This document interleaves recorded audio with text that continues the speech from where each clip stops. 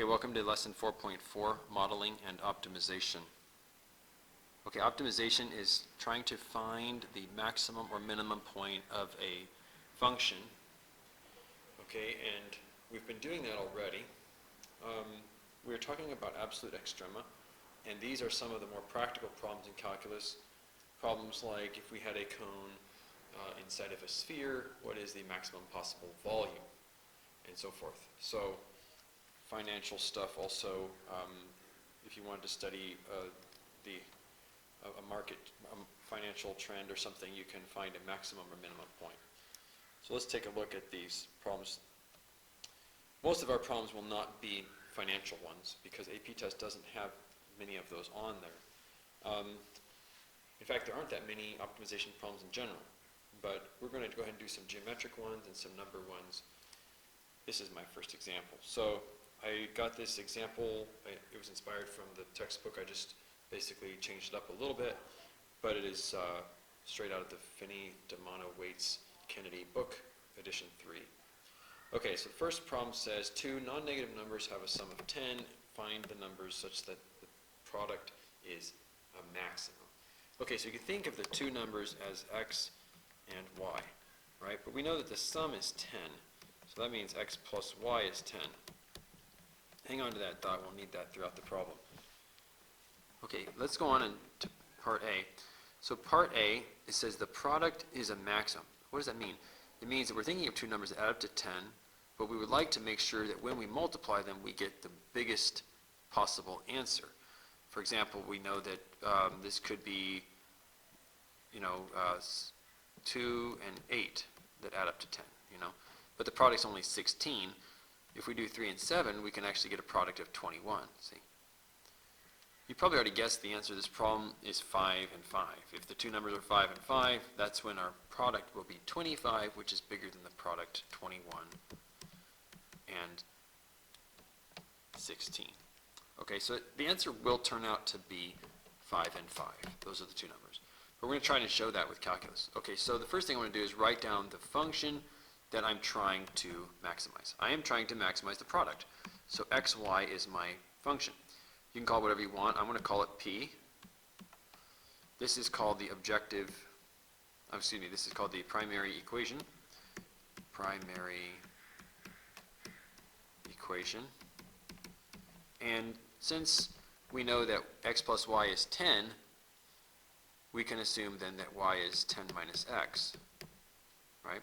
So we're going to go ahead and update this and change out the y with a 10 minus x. Okay, this is the primary equation in one variable.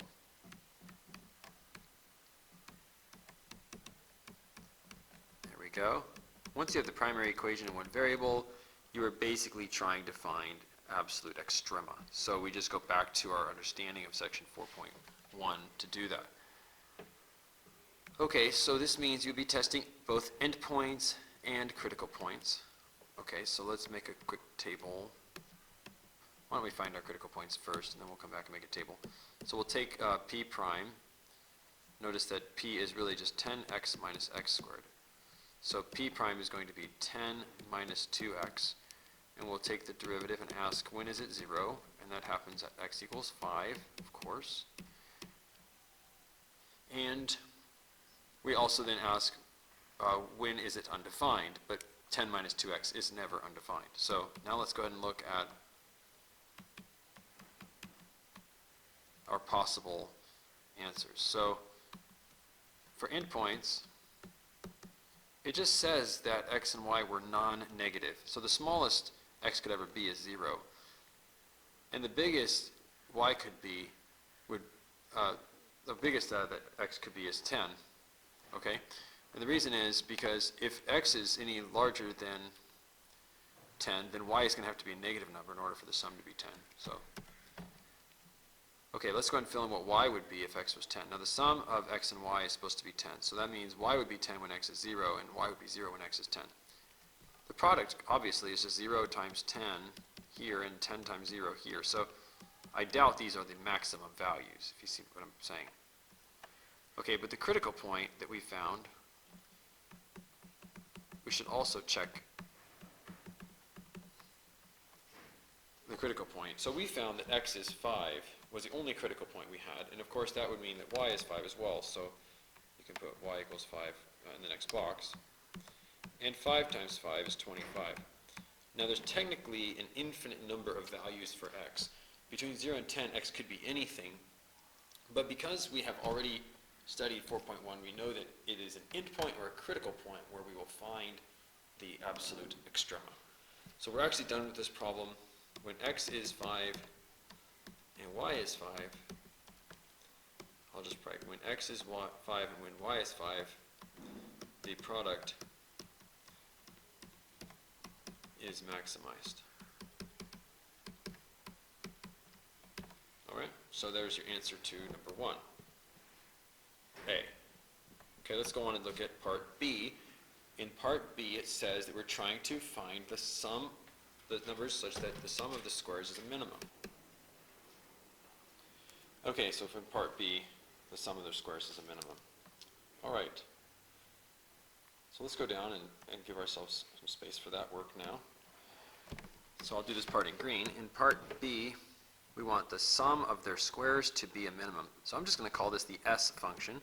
The sum of their squares would be S equals x squared plus y squared. And we could put that into one variable because remember, y is still 10 minus x. So this function is basically x squared plus 100 minus 20x plus x squared. In other words, the function is simply 2x squared minus 20x plus 100. Okay. The derivative of this primary equation is 4x minus 20, and the critical values are basically when 4x minus 20 is equal to 0, so x is 5 again. Interesting that we got x equals 5 again as our only critical point. Okay, let's go down and make our table real quick. So we have s and s of x, x and s of x, and we have y column here. For endpoints, we still have the minimum value of x is 0, the maximum value of x is 10, and that means those are our endpoints, and then we have our critical point. So these are endpoints, critical points. Okay, when x is 0, y is 10, as we know. When x is 10, y is 0. And when x is 5, y is 5. Clean that up a little bit. Okay, the sum of their squares would be 0 squared plus 10 squared, which is 100. 10 squared plus 0 squared, which is 100. And 25 plus 25. So in other words, 5 squared, I'll write it in. 5 squared plus 5 squared is 50. We were trying to find what would minimize the sum of their squares, and it turns out that the minimum value in this is 50. So we can see that it happened when x was 5 and y was 5. So let's write our conclusion. When x equals 5 and y equals 5, the sum of the squares is minimized.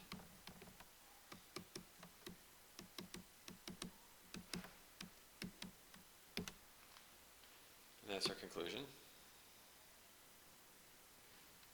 So now you might say, why would we call this optimization if we want to find a minimum?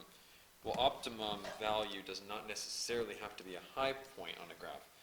For example, in certain sports, it is a low score that achieves the greatest victory.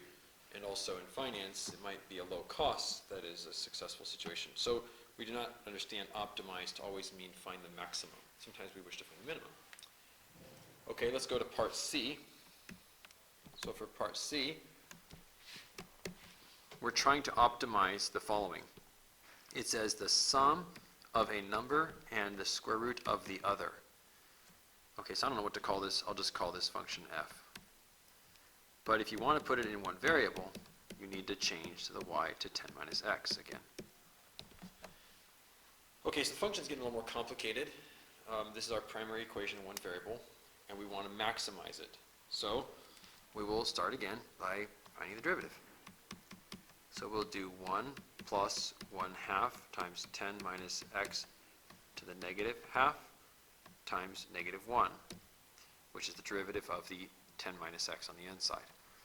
Okay, so remember I got that because this is just 10 minus x to the half. So I did the chain rule on the second term. Okay, let's go ahead and put that into one tidy expression. So we have 1 minus 1 over 2 rad 10 minus x. Okay, let's go ahead and find the critical points. So the critical points would be where this is undefined. So the only place this is undefined is for values where 10 minus x is negative or 0. In other words, when x is greater than or equal to 10, we have issues with this function. But it doesn't matter because 10 is an endpoint anyway, and critical values don't include that endpoint thing. And anything above 10 was forbidden in the first place, right? So we are not interested in those kinds of critical values for this problem. We'll just jump straight to setting the derivative equal to 0. Okay, so we'll take 1 minus 1 over 2 rad 10 minus x, set it equal to 0, and we get 1 equals 1 over 2 times the square root of 10 minus x. The 10 minus x is inside the square root there. Cross multiplying, we get 2 times 10 minus x equals 1. Dividing by 2, we get square root of 10 minus x is a half. Squaring, we get 10 minus x is 1/4. And solving, we get that x is 9 3/4. So you could say 9.75. Or you can just write this as 39/4. It might be nice to work with 39/4. All right. Let's go ahead and set up our little table again.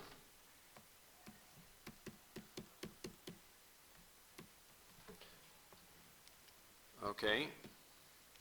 So we know the minimum value of x is 0 when y is 10. And our function will give us 0 plus the square root of 10, which is about 3.1. If x is its maximum possible value, that'd be 10, and y would be 0. And you get 10 plus rad 0, which of course is exactly 10. Those are your endpoints. Now let's check our critical points. We only have one, and that was 39/4, which leaves y to just be simply 1/4, 0.25. So here we have our 10 for a sum. So this would be 39/4 plus the square root of 1/4. In other words, 39/4 plus a half. And this gives me, if you add these together, it's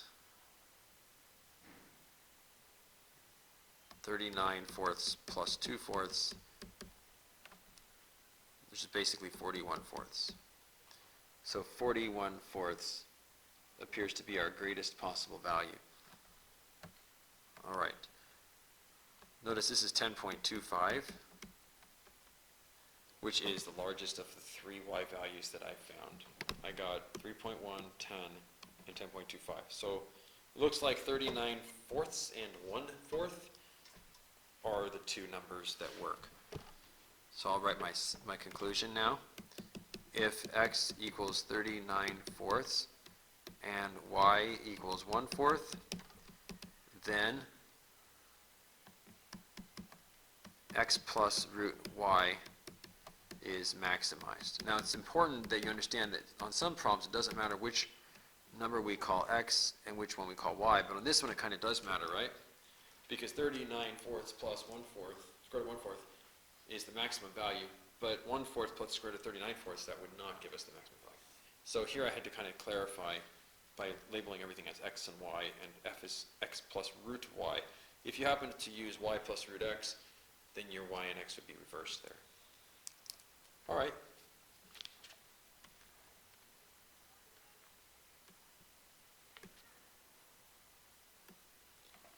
Okay, for the next example, I'm going to choose a geometry case of maximizing area.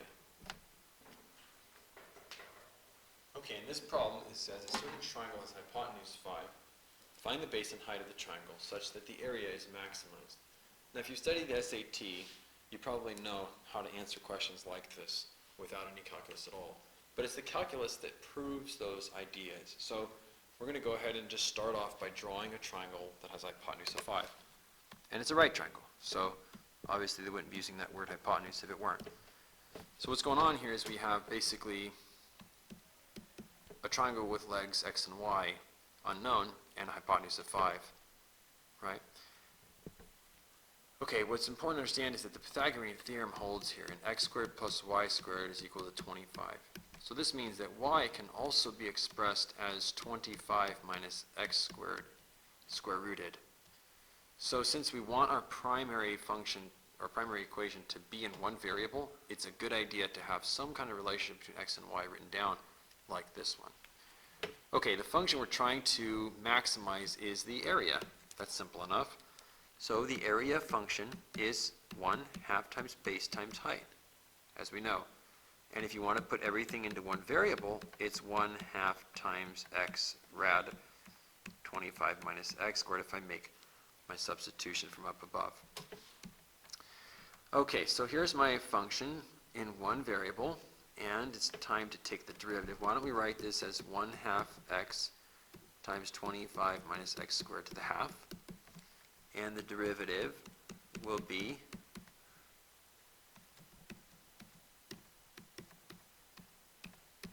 if we do this as u and v, the derivative u prime is simply 1/2, and then we copy v in here. Okay, and then we have v prime and u. So v prime is going to be 1/2 25 minus x squared to the negative half times negative 2x. So that's a negative half right there. You rewrite that. Negative half. Okay, and then u is just 1/2 x. Okay. Let's pull this half out. You see it here. Let's just pull that out. Okay, so we basically have this for a function. Oh, let's factor also. Let's factor out the half, and let's factor out our x, our 25 minus x squared to the negative half. Okay, so factoring that out, we have basically 25 minus x squared, and then there's a minus x squared here. There we go.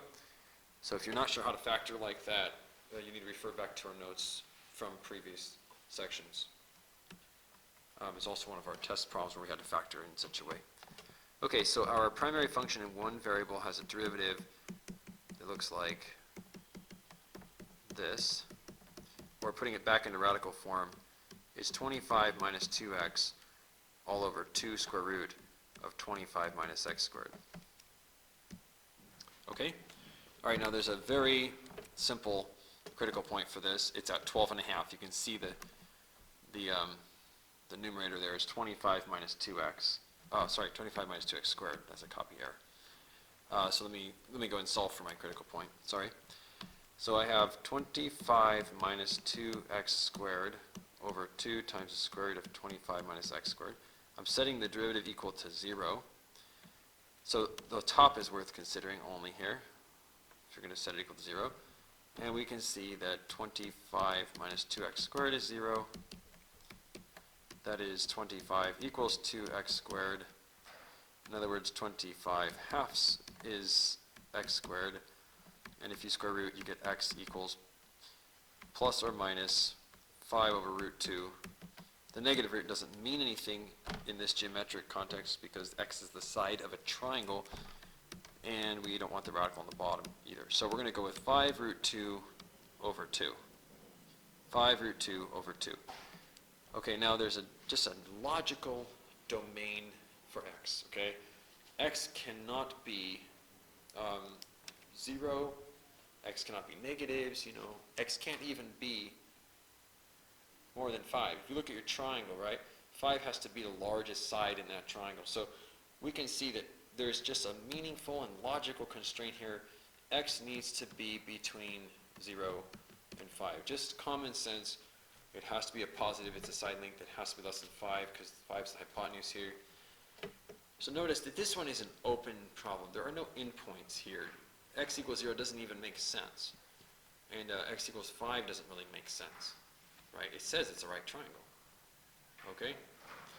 They would be using this word if it weren't a right triangle. Okay, so now what we're going to do is go down and just assume that this is our only point that's a candidate for absolute maximum. We just have to verify that this provides us with a maximum area and not a minimum area.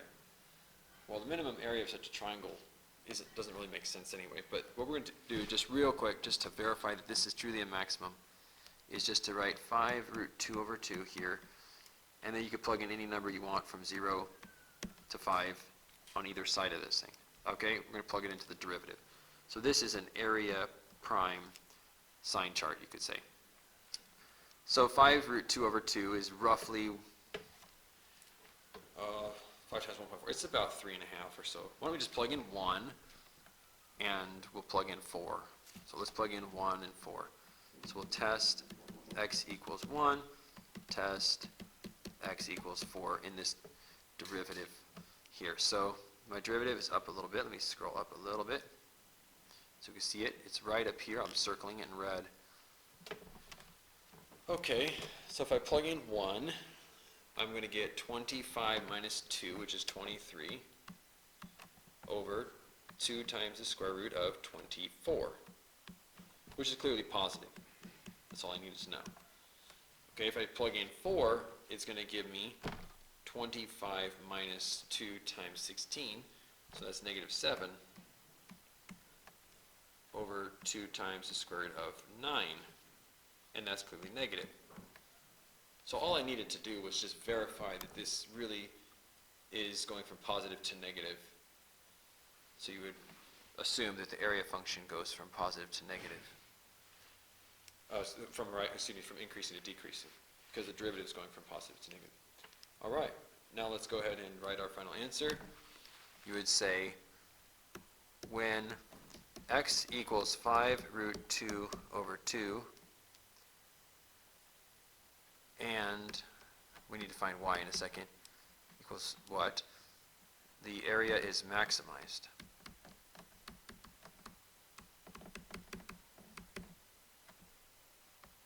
You might say, okay, what is y? That's a good question. So I'm glad you asked. If this is 5, and this is 5 root 2 over 2, what you're actually looking at here is a 45, 45, 90 triangle. Okay, so you're welcome to do the Pythagorean Theorem if you like, or just remember y was the square root of 25 minus x squared, right? And we now know what x is. So this is x. This basically gives me square root of 25 minus, and this gives me 25 halves. So this comes out to be 25 halves, and we're right back to 5 root 2 over 2. So y is also 5 root 2 over 2. So if you were studying for the SAT this last summer or something, and you learned the notion somewhere that when a right triangle is a 45, 45, 90 case, then its area is maximized. That is a perfectly true statement. That's with a fixed hypotenuse. But this is the proof. Okay? This is more convincing than just an argument, right? You can see that it actually works out. Our next examples will be geometric as well, and we'll do those in class as we need to.